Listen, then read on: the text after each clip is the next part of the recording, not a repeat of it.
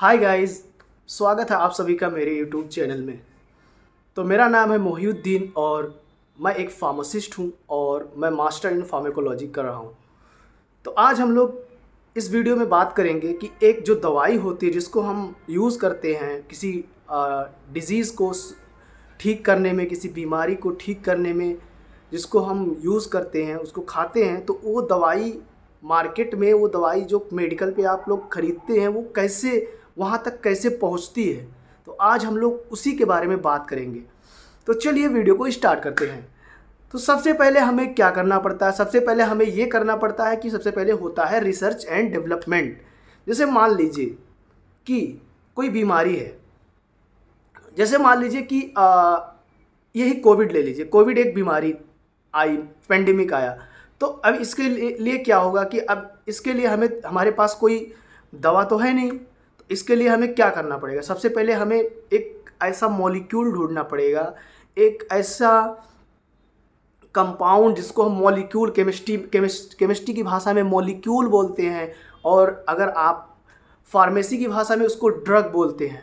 तो एक ऐसी ड्रग ढूंढनी पड़ेगी जो उसको ठीक करने में, उसके ठीक करने में इफ़ेक्टिव हो और उसका साइड इफ़ेक्ट कम हो, उसकी एफिनिटी, जिसको बाइंडिंग कैपेसिटी बोलते हैं, यानी कि उसको जो ड्रग होता है वो ड्रग मॉलिक्यूल का रिसेप्टर से बाइंड होने की टेंडेंसी, क्षमता, कैपेसिटी अच्छी हो, उसकी इफ़िकेसी अच्छी हो, उसकी बायोअवेलेबिलिटी अच्छी हो।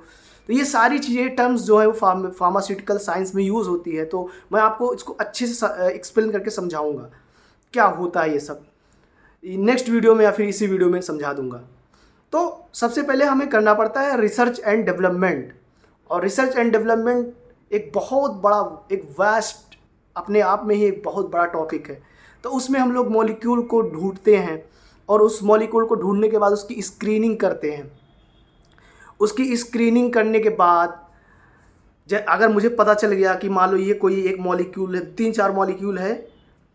तीन चार मॉलिक्यूल्स में कोई एक मॉलिक्यूल हमने सेलेक्ट कर लिया कि हाँ ये मॉलिक्यूल है, इस मॉलिक्यूल की इफ़िकेसी भी अच्छी है, एफिनिटी भी अच्छी है, और इस मॉलिक्यूल का साइड इफ़ेक्ट भी बहुत कम है, और ये मॉलिक्यूल बहुत इफ़ेक्टिव है कोविड के लिए। तो अब हमें क्या करना पड़ेगा? उस मॉलिक्यूल की प्री क्लिनिकल स्क्रीनिंग करनी पड़ेगी। और प्री क्लिनिकल स्क्रीनिंग एक समझ लीजिए उसका एक पहला शुरुआत है कि वो एनिमल ट्रायल्स पे, वो ट्रायल्स की पहली स्टेज है प्री क्लिनिकल स्क्रीनिंग। और प्री क्लिनिकल स्क्रीनिंग करने के लिए हमें उससे पहले बहुत सारी प्रोसेस से उस मॉलिक्यूल को गुजरना पड़ता है। जैसे कि उस मॉलिक्यूल की केमिकल स्ट्रक्चर देखना कि उसका केमिकल स्ट्रक्चर कैसा है, उसका जो है उसकी बायोअवेलेबिलिटी कैसी है, वो ड्रग, उसकी टॉक्सिकोलॉजी टेस्ट, उसकी टॉक्सिकोलॉजी टेस्टिंग के बाद भी प्री क्लिनिकल स्टडी में भी उसकी टॉक्सिकोलॉजी टेस्टिंग होती है। तो प्री क्लिनिकल टेस्टिंग में जब कोई ड्रग आ जाती है, कोई मॉलिक्यूल आ जाता है, तो उसको एक एडवांटेज ये मिलता है कि हाँ अब वो ड्रग जो है, पहले जो प्रोसेस थी उसको उसने कवर अप कर लिया, अब वो प्री क्लिनिकल स्क्रीनिंग पे आ गई। अब प्री क्लिनिकल स्क्रीनिंग में क्या होगा? प्री क्लिनिकल स्क्रीनिंग में जैसे कि छोटे छोटे जो एनिमल्स होते हैं, जैसे कि माउस हो गया, गिनिया पिग हो गया, जिसको रोडेंट, एक रोडेंट होता है, एक नॉन रोडेंट। रोडेंट में चूहे, जितने प्रकार के चूहे होते हैं, जैसे कि रैट, माउस, इन सारे एनिमल्स के ऊपर ट्रायल्स होता है।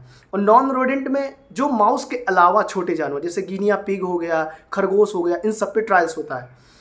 अगर इन सब पे ट्रायल्स हो रहा है, अगर इन सब पे ट्रायल्स अगर ठीक सही तरीके से ट्रायल्स हो गया, उस मॉलिक्यूल का ट्रायल्स एक अच्छी तरीके से, उसने रिजल्ट उसका अच्छा आया, तो फिर उसके बाद उसका ट्रायल्स एक बड़े एनिमल पे होगा। जैसे कि प्राइमेट्स हो गए, जिनका ऑर्गन हमारे ऑर्गन से बहुत सिमिलरिटी रखता हो, जैसे मंकी हो गया, डॉग हो गया। तो इन सभी पे ट्रायल्स चलता है। और इन सभी पे ट्रायल्स जब होने के बाद कि ये कंफर्म हो जाता है कि हाँ ये ड्रग एक सेफ है, एक सेफ मॉलिक्यूल है, और उसके साथ साथ उसकी टॉक्सिसिटी भी टेस्ट होती है।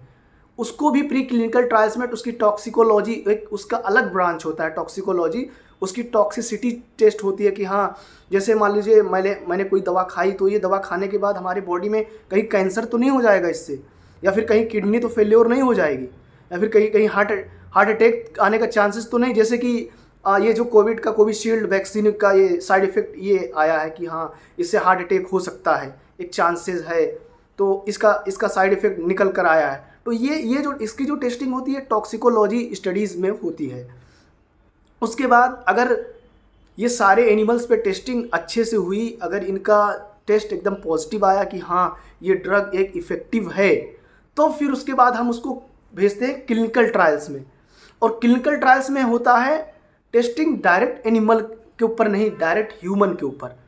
और ह्यूमन के ऊपर हम एक हेल्दी वॉलंटियर्स को चूज़ करते हैं, और उन वॉलंटियर्स को चूज़ करने के बाद उनको बताया जाता है कि हाँ, हम आपके ऊपर टेस्टिंग कर रहे हैं, आप तैयार हैं, आप रेडी हैं, पूरा एक एक प्रोसेस उनको समझाया जाता है। अगर वो रेडी हैं तो फिर हम उनके ऊपर ट्रायल्स कर सकते हैं, अगर वो रेडी नहीं है तो हम उनको फोर्स नहीं कर सकते। वो एक गाइडलाइंस के थ्रू, एक जितनी सारी ये रिसर्च होती हैं वो एक गाइडलाइंस के अकॉर्डिंग होती है। इसको बोलते हैं, बहुत सारी गाइडलाइंस होती है, जैसे OECD गाइडलाइंस और NDA, ये सारी गाइडलाइंस होती है। इसके अंडर ये सारी चीज़ें होती हैं, ये जो रूल्स होते बनाए हैं इन्होंने, इस रूल्स को हमें रूल्स को जो भी क्लिनिकल ट्रायल्स, जो भी ट्रायल्स करते हैं, pre clinical trials, clinical trials, तो वो ये रूल्स को फॉलो करते हैं, उनको फॉलो ये करना पड़ता है। उसके बाद हम अगर एनिमल पे ट्रायल कर रहे हैं तो हम अगर ह्यूमन पे ट्रायल कर रहे हैं तो ह्यूमन पे भी वही होगा, उसका टॉक्सिकोलॉजी फिर से वही टॉक्सिसिटी टेस्ट होगा।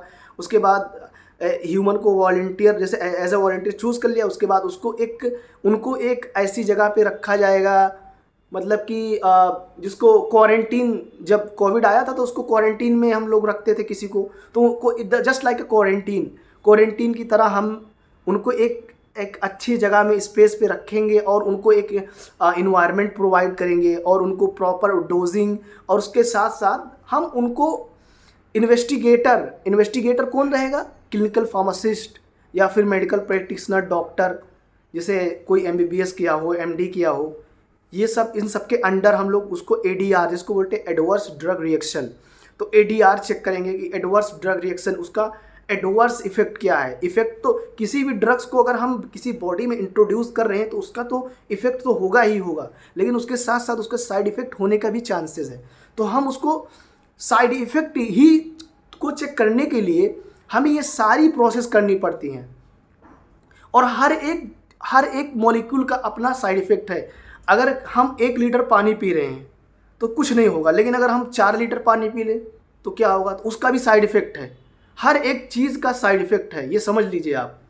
तो ठीक उसी तरह से ड्रग्स का भी साइड इफेक्ट है, हर एक ड्रग का अपना साइड इफेक्ट होता है। तो उसके बाद हम उस मॉलिक्यूल को स्टेज 1, स्टेज 2, स्टेज 3, 3 स्टेज में उसको ट्रायल्स करते हैं। उसके बाद उसकी पूरी डेटा कलेक्ट करते हैं। उसकी पूरी डेटा कलेक्ट करने के बाद हम उस डेटा को अकॉर्डिंग, जो एक हमारे पास एक डेटा होता है, उससे उसको मिलाते हैं कि हाँ ये डेटा इसके अकॉर्डिंग है कि नहीं। कैसे, हम जब ब्लड का सैंपल लेते हैं, ब्लड टेस्टिंग करते हैं, तो ब्लड टेस्टिंग में 2 डेटा दिया रहता है। एक डेटा वो होता है जो होता है कि इससे ज़्यादा नहीं होना चाहिए, और एक डेटा जो आता है, तो ठीक उसी तरह से वो डेटा हमको, जो जितने सारे ट्रायल्स होते हैं उस सभी का डेटा कलेक्ट करके हम उसको देखते हैं। उसके बाद उसको, अगर हाँ वो ड्रग्स सेफ़ है, अच्छी है, यूज़ करने लायक है, उसके बाद हम उस ड्रग को अप्लाई करते हैं। रेगुलेटरी अथॉरिटी होती है उसकी, उस ड्रग्स को हम गवर्नमेंट बॉडी जो होती है उस पर हम उसको अप्लाई करते हैं। एक फॉर्म होता है, उसको फॉर्म को हमें फिलअप करना पड़ता है। उसके बाद वो ड्रग्स जाके मार्केट में आती है, और ये सारी प्रोसेस होने में लगभग 20 साल लगते हैं। तो सोचिए, आप जो एक दवा खा रहे हैं, सोच लीजिए वो 20 साल की मेहनत है, और उसमें मिलियंस और ट्रिलियंस पैसे लगते हैं। तो कोई, अगर आप एक दवा ले रहे हैं तो समझ लीजिए कि हाँ एक दवा आसानी से ऐसे ही नहीं आई है, बहुत सारी मेहनत लगती है। तो आज के लिए इस वीडियो में इतना ही। तो प्लीज़ कमेंट कर ज़रूर बताइए कि आपको मेरा वीडियो कैसा लगा। मिलते हैं नेक्स्ट वीडियो में, तब तक के लिए थैंक यू। खुश रहें और अच्छे से रहें। मिलते हैं नेक्स्ट वीडियो में।